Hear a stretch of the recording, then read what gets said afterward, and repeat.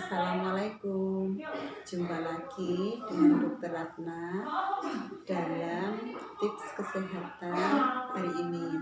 Hari ini Sabtu 25 Juli 2020 adalah Life in a Day.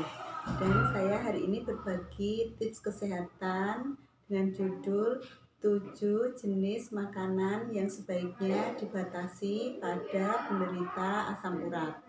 Untuk klinis sendiri, pasien-pasien dengan asam urat yang tinggi kadang sering menimbulkan nyeri yang berlebihan dan bahkan sampai tidak bisa berjalan dan terjadi pembengkakan pada sendi-sendi. Hal ini jadi pasien asam urat sebaiknya membatasi pasien yang banyak makanan yang banyak mengandung purin. Contohnya yaitu di sini ada 7 jenis. Yang pertama yaitu jeroan. Jeroan bisa dari jeroan kambing, sapi, ayam, dan bebek. Yang tergolong jeroan yaitu otak, jantung, kelenjar timus, ginjal, hati, ampela. Sebaiknya dibatasi karena kandungan purin dalam jeroan itu relatif tinggi. Jadi pada penderita asam urat harus membatasi makanan tersebut. Yang kedua yaitu daging merah. Nah, yang tergolong daging merah yaitu kambing dan sapi, yaitu dagingnya memang berwarna merah.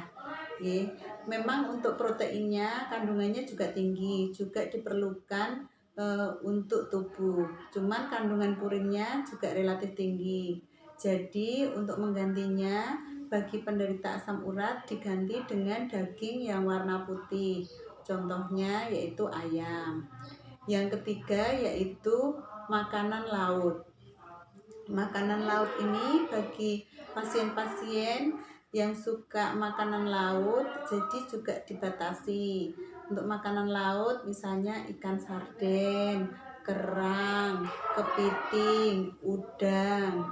Jadi untuk makanan laut bisa diganti dengan daging salmon. Kalau daging salmon kandungan purinnya cenderung rendah. Yang keempat yaitu produk susu. Untuk produk olahan susu ternyata kandungan purinnya juga tinggi dan memicu untuk meningkatnya asam urat. Jika ingin konsumsi susu, sebaiknya susu yang rendah lemak. Dan untuk produk olahan susu itu misalnya yaitu yogurt, keju, seperti itu. Kemudian yang kelima yaitu sayuran. Untuk sayuran itu sebenarnya bagus juga untuk kita. Cuman ada beberapa sayuran yang kandungan purinnya juga cenderung tinggi. Misalnya yaitu diantaranya adalah bayam, kembang kol, kacang-kacangan, asparagus, dan jamur. Untuk yang keenam yaitu alkohol.